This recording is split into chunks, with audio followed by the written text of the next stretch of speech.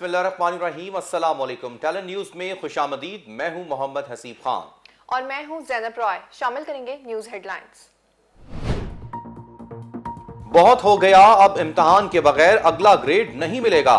9वीं और 10वीं के तुलबा के लिए रिलीफ, सिर्फ 4 मज़ामीन के इम्तिहानात होंगे। वज़ीर तालीम ने वाज़े कर दिया, प्रैक्टिकल इम्तिहानात नहीं होंगे। 11वीं 12वीं के सिर्फ इख्तियारी मज़ामीन और रियाजी का इम्तिहान होगा। ओ लेवल के खुसूसी इम्तिहानात 26 जुलाई से शुरू। शफकत महमूद का ऐलान।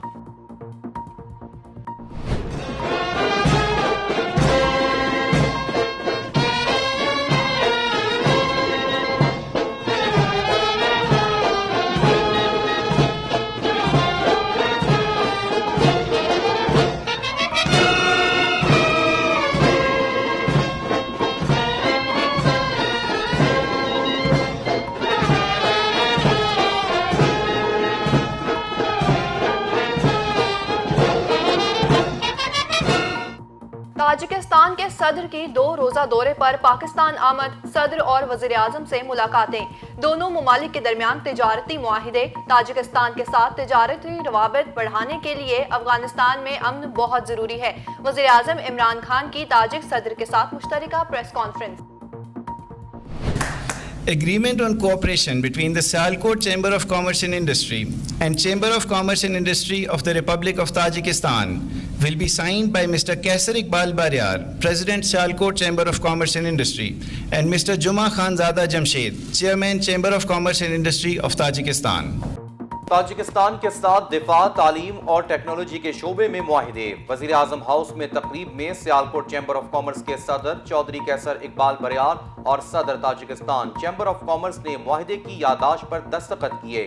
वजीर आजम इमरान खान भी तकरीब में शरीक थे। चौधरी कैसर इकबाल बरियार का कहना है कि मुआहिदे से सियालकोट शहर की मसनूआत को ताजिकिस्तान मुतारिफ कराने में मदद मिलेगी, जो एक्सपोर्ट में इजाफे का बाइस बनेगी।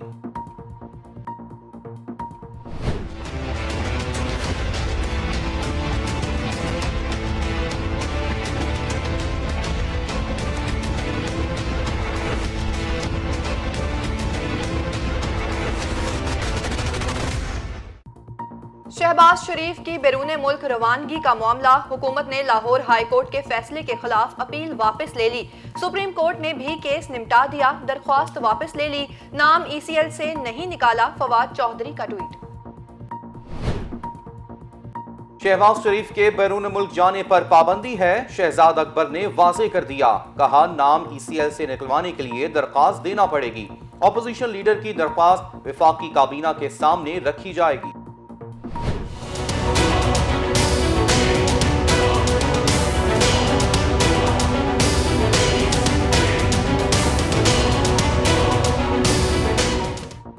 कोरोना केसेस में वाज़ेह कमी आ गई। दूसरे रोज भी 2000 से कम केसेस रिपोर्ट। 24 घंटों में 80 अमवात। हलाकतों की मजमूई तादाद 20,930 हो गई।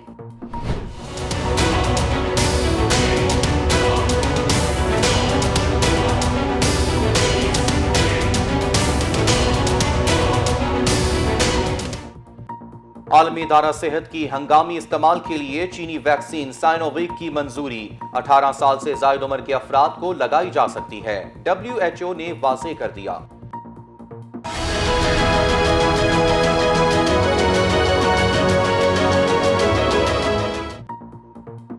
भारत में कोरोना कहर ढाने लगा। 24 घंटों में 3,207 अमवात। कोरोना से अब तक 594 भारतीय डॉक्टर भी जान से हाथ धो बैठे। अस्पतालों में रिकत आमेज मनाजिर। बजट में मतवस्त तबके को निशाना बनाया जा रहा है। बिलावल भुट्टो का इंकशाफ। कहा, पीपल्स पार्टी इस साजिश को नाकाम बनाएगी। तनख्वाहदार तबके को टैक्सों में जकड़ दिया गया तो उससे बड़ा कोई जुल्म नहीं। वज़ीर आला पंजाब से चौधरी मोनस इलाही की क़यादत में काफ लीग के वफ्द की मुलाकात। बाहमी दिलचस्पी के उमूर और सियासी सूरत-ए-हाल पर तबादला ख्याल किया गया। इत्तेहादी जमात को साथ लेकर चल रहे हैं। उस्मान बुज़दार की मुलाकात में गुफ्तगू। मोनस इलाही ने कहा कि आवाम को मजीद सहूलतें फराहम करने के लिए मिलकर काम जारी रखेंगे। जलती पर पानी कौन डालेगा? सिंध हुकूमत ने फिर मसला छेड़ दिया। सुहेल अनवर सयाल कहते हैं कि चावल की फसल तबाह, जमीनें बंजर हो गईं। पंजाब से गैर जरूरी नहर खोलकर मुआहदे की खिलाफ वर्जी की गई। सूबाई वजीर आबपाशी का हैदराबाद में प्रेस कॉन्फ्रेंस से खिताब। कराची के ताजिर सिंध हुकूमत के खिलाफ फट पड़े, गवर्नर राज का मुतालिबा कर दिया। शहर लावारिस है, वजीर आला को मसाइल के हल के लिए खत लिखे गए, जवाब तक ना मिला। गैंग वॉर का मुकाबला किया, अब भी डट कर खड़े हैं। 48 घंटों में मसाइल हल ना हुए तो दमादम मस्त कलंदर होगा।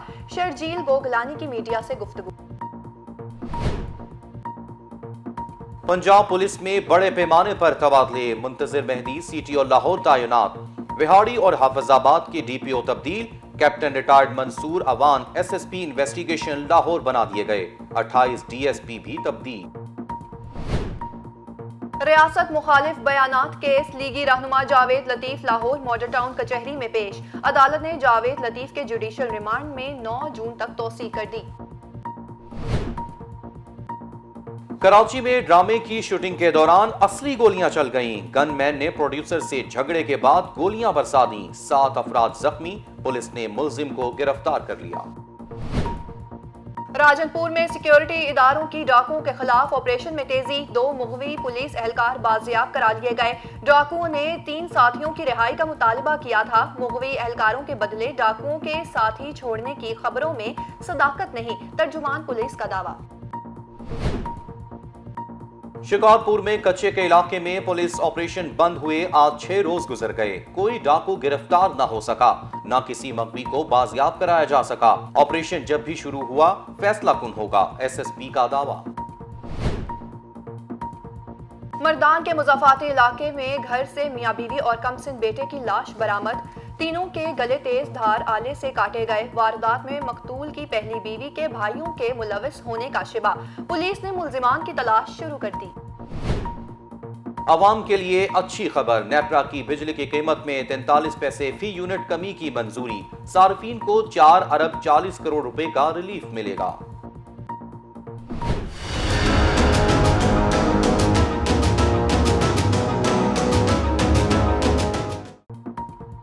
मुल्क भर में बदतरीन लोड शेडिंग का सिलसिला जारी। कराची में 4 घंटे बिजली की बंदिश, मामूलाती जिंदगी मुतासिर। लाहौर में भी घंटों बिजली गायब। गर्मी से बेहाल शहरियों का गैर एलानिया लोड शेडिंग के खिलाफ एहतजाज। मुल्क भर में गर्मी की शिद्दत में कमी, महकमे मौसमियात ने खुशखबरी सुना दी। लाहौर, इस्लामाबाद और खैबर पख्तूनख्वा में बारिश का इम्कान। सिंध में सूरज का पारा हाई, नवाबशाह में दर्जा हरारत 40 तक रिकॉर्ड।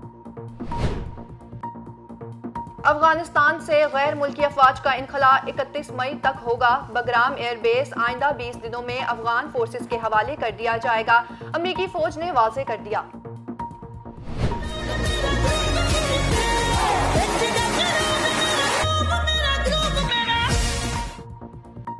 PSL 6 का मुत्तहिदा अरब अमारात में इनेकाद, प्रोडक्शन क्रू को इजाजत मिलने पर 7 जून से आगाज का इम्कान। इवेंट अब 20 की बजाय 24 जून को खत्म होगा, इजलास में फैसला।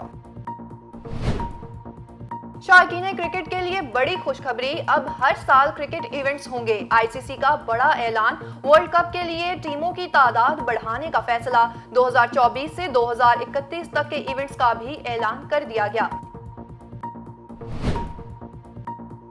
नोबेल इनाम याफ्ता मलाला यूसुफजई बरतानवी फैशन मैगजीन वोग के सरवर्क की जीनत बन गई। मुझे उम्मीद है जो भी लड़की ये सरवर्क देखेगी वो जान देगी कि वो भी दुनिया को बदल सकती है, मलाला का ट्विटर पर पैगाम। और अदाकार रफी खावर उर्फ नन्हा को अगर आप नहीं जानते तो आप मुस्कुराना नहीं जानते। टीवी ड्रामे अलिफ नून से शोहरत पाई, बड़ी स्क्रीन पर भी छाए रहे। उनके चाहने वाले आज उनकी 35वीं बरसी मना रहे हैं। Welcome back. हेडलाइंस आपने जानी। बुलेटिन के आगाज में सबसे पहले बात करेंगे वजीर आजम की। वजीर आजम इमरान खान ने कहा है कि अफगानिस्तान से अमरीकी इनखला के बाद इंतशार और दहशतगर्दी बढ़ने का खदशा है। अफगान अमन अमल कामयाब ना हुआ तो सूरत हाल मजीद खराब होगी। कश्मीर की खुसूसी हैसियत बहाल होने तक भारत से बातचीत नहीं होगी।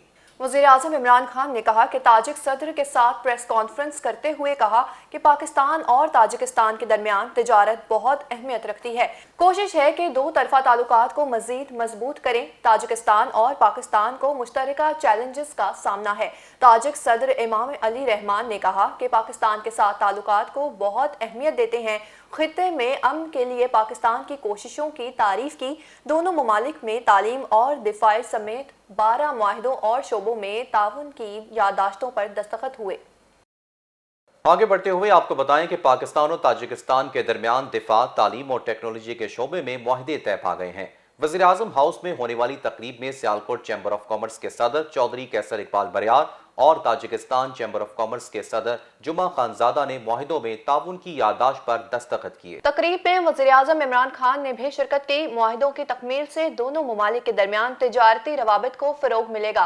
मुआहिदों से सियालकोट इंडस्ट्री की बरामदात में खातिर ख्वाह इजाफा होगा। सियालकोट चैम्बर के सदर चौधरी कैसर इकबाल बरियार का कहना था कि पाकिस्तान और ताजिकिस्तान के दरमियान तिजारत बहुत अहमियत रखती है। सियालकोट शहर खेलों के सामान, आलाते जराही और लेदर मसनूआत के हवाले से दुनिया भर में मुनफरिद पहचान रखता है।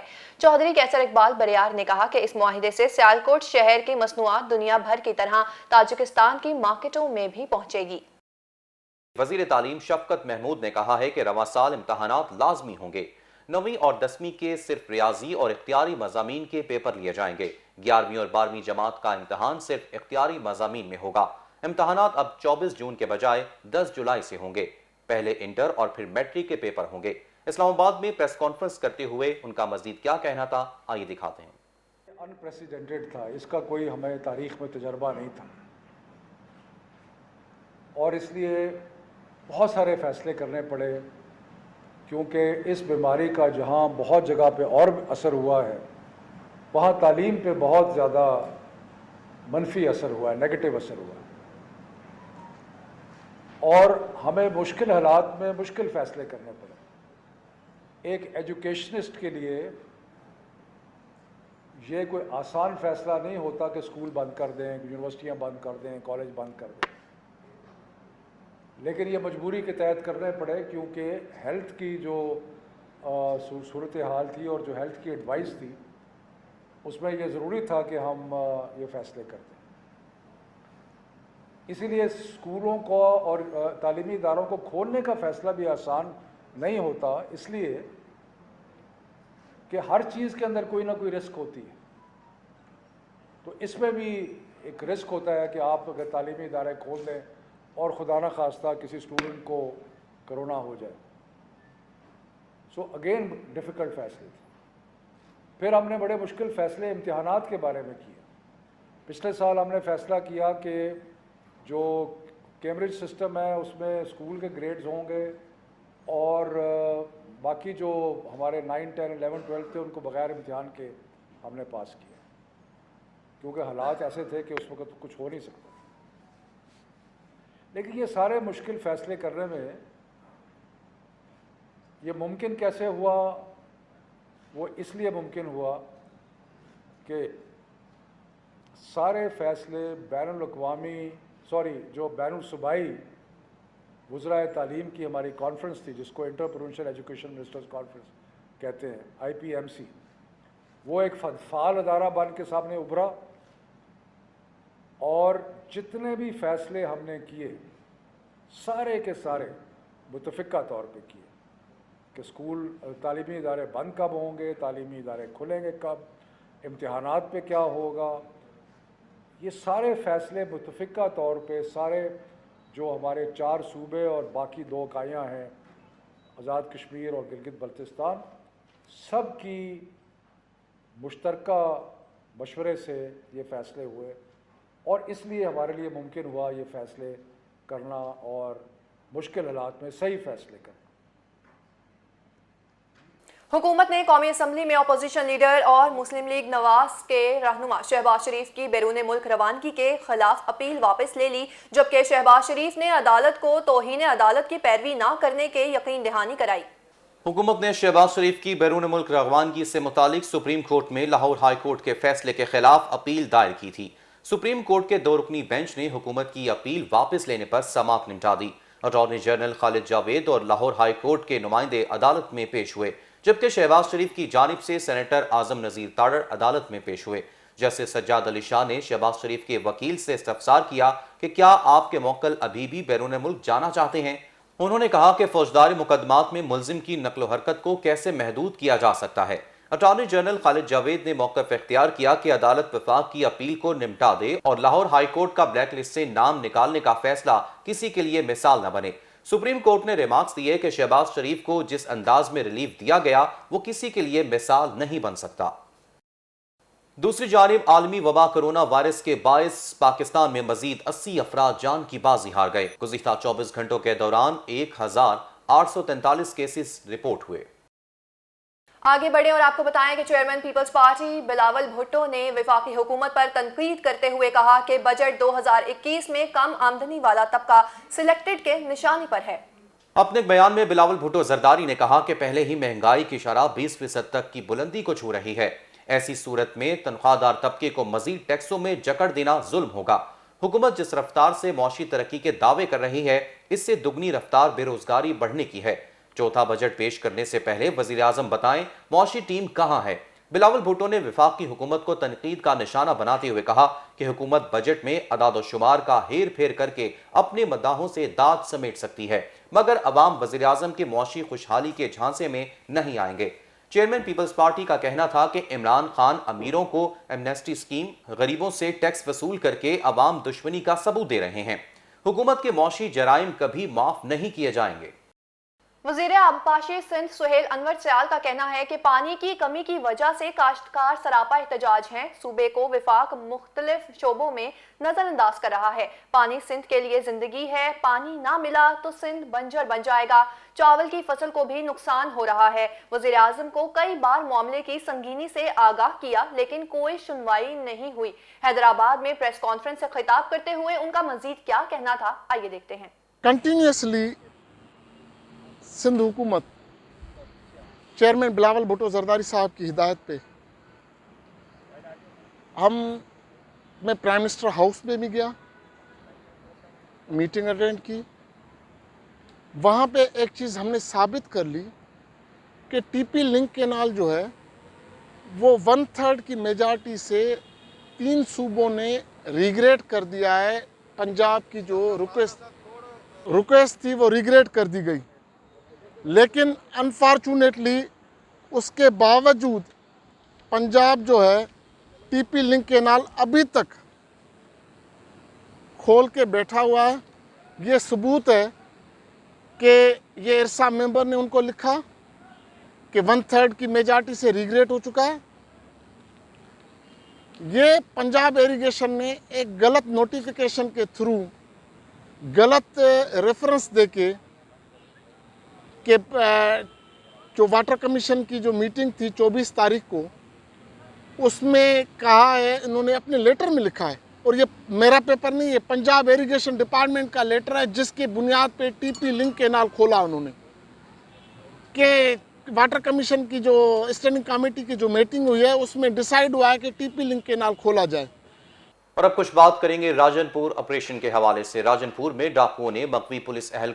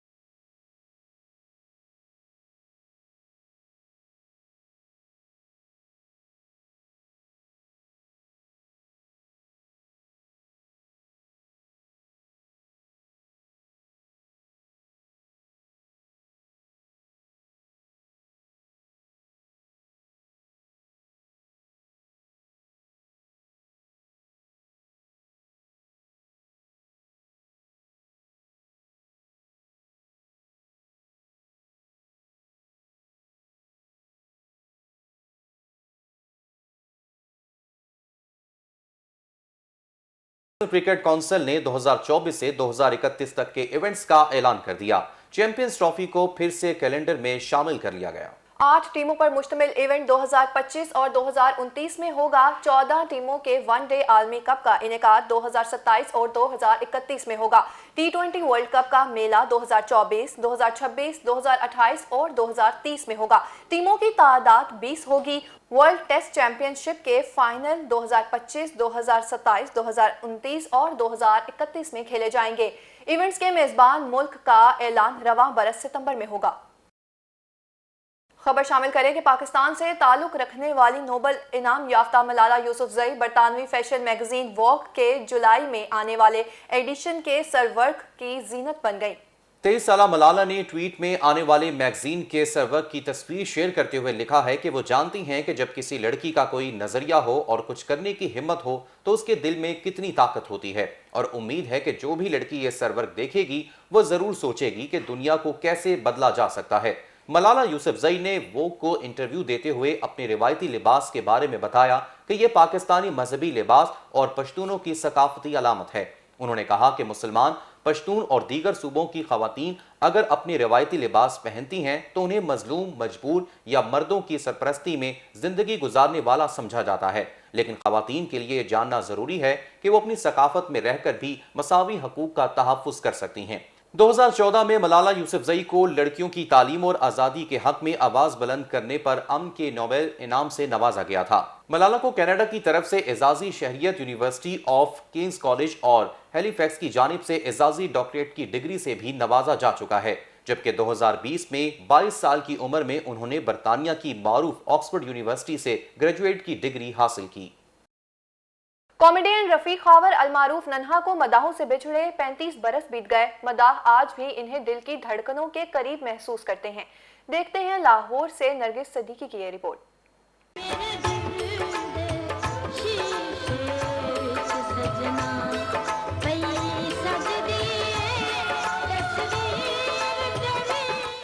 खुशियां बांटने वाले कभी मरते नहीं बल्कि दिलों में जिंदा रहते हैं। मुमताज कॉमेडी अदाकार रफीक खावर का शुमार भी ऐसी ही हर दिल अजीज शख्सियात में होता है।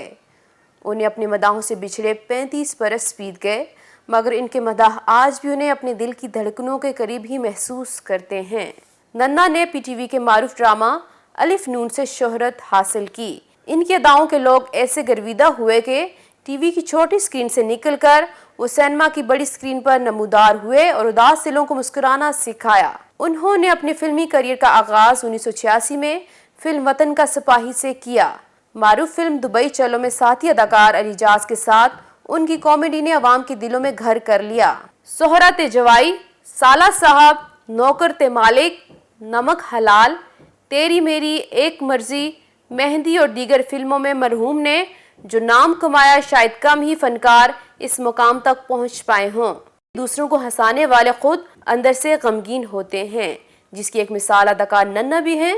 उन्होंने अपनी करियर के रूज पर 2 जून 1986 को चंद नागुज़ीर वजूहात की बिना पर खुदकुशी कर ली। लोगों में खुशियां बांटने वाले रफीक खावर को जमाने का कौन सा गम लगा, शायद चंद लोग इस हकीकत से आगाह हों, लेकिन 35 साल गुजरने के बावजूद भी इनका मजाक जिंदा है। टैलेंट न्यूज़ से अब तक के लिए इतना ही। मजीद अपडेट्स के लिए देखते रहिए टैलेंट न्यूज़।